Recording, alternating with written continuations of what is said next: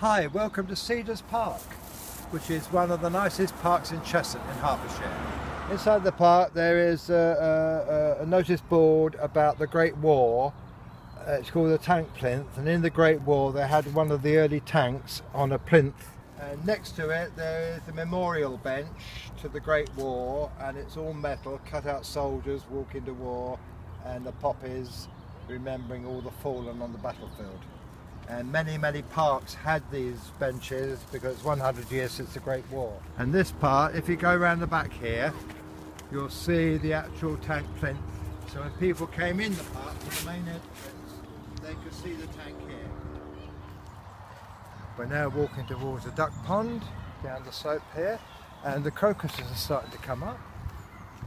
And there are crocuses all over the park. We've got yellow ones, blue ones. They come up each year, they disappear each year. It's one of the oldest trees in the park. You can see how old it is. I don't know what type it is. And further down there, that's the biggest tree in the park. That's probably about 250 years old.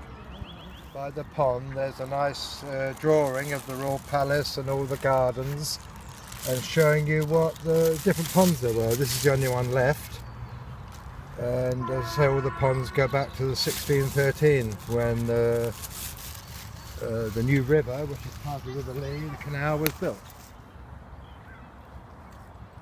We've now come to the southern part of the park, and if you look over there, they've rebuilt a French quoit pitch, which local men come and play on, and beyond it is the maze, which is now, after 3 or 4 years, really developed into a lovely maze.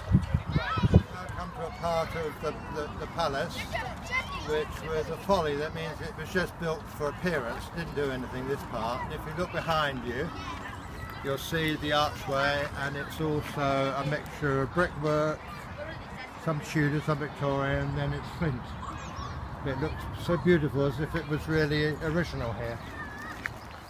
And here, it was a villa here, built in 1765, and part of it was this folly, made of flint. And in the folly, he built 2, look like beehives. There's one there, there's one behind me,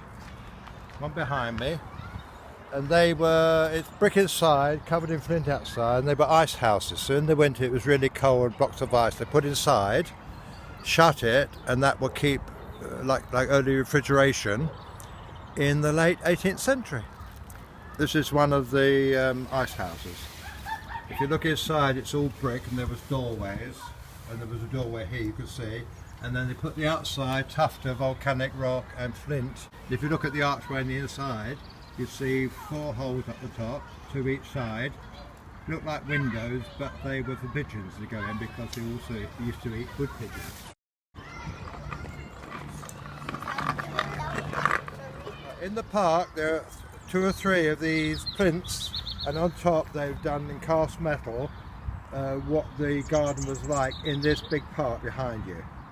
And at the other end, this building there was down that end, across the bottom there. But there's nothing left now. And they've even done it in Braille, so blind people can also have an understanding of where the park is.